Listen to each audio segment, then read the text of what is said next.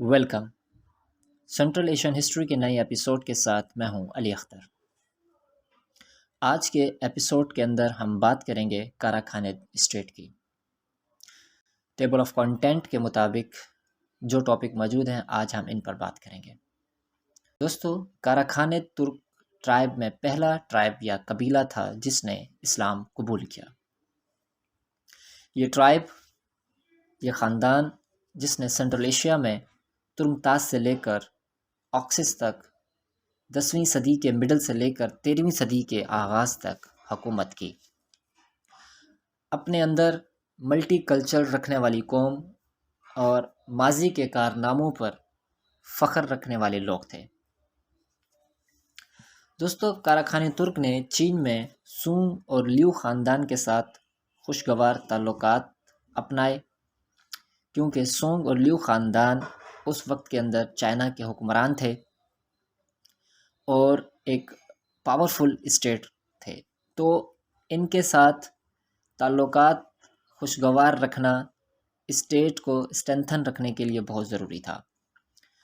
اور silk road جو منصوبہ تھا، اس کے ٹریڈ کے حصول کے لیے بھی کارا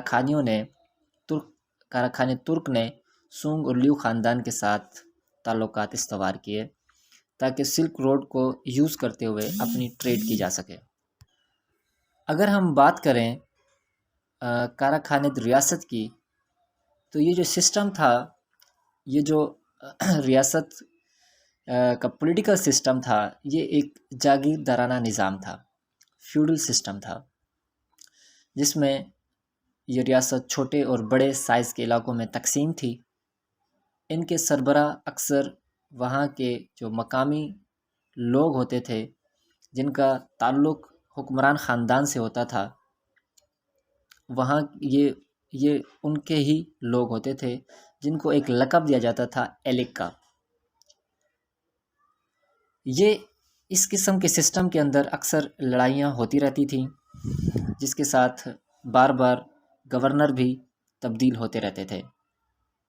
بڑے اور معاشی طور پر ترقی یافتہ جو صوبے تھے، ان کے جو مالکان تھے، یعنی جو ان کے گورنر تھے، جو ان کے سرپرست تھے، وہ اکثر طاقتور لوگوں کا ہی حکم مانتے تھے، جس کی وجہ سے لڑائی جھگڑے معمول پر رہتے تھے۔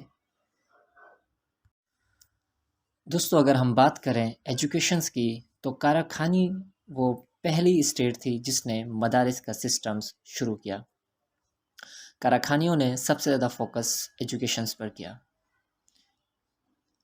انہوں نے مدارس کے اندر قرآن کے ایجوکیشنز پر فوکس نہیں کیا، بلکہ سائنٹیفک ایجوکیشنز، میڈیسن کی ایجوکیشن، میتھمیٹکس اور فلسفی اور لاجک، ان تمام علوم پر انہوں نے فوکس کیا۔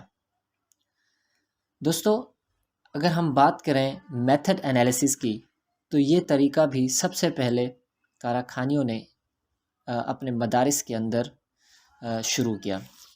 کسی بھی ڈاکومنٹس کو کس طرح سے انالائز کرنا ہے، اس کے کریکٹرسٹکس اور اس کا ڈیٹا کس طرح سے انالائز کرنا ہے، یہ تمام میتھڈ جو تھا سب سے پہلے کارا خانی ایجوکیشن سسٹم کے اندر، مدارس کے اندر شروع کیا گیا۔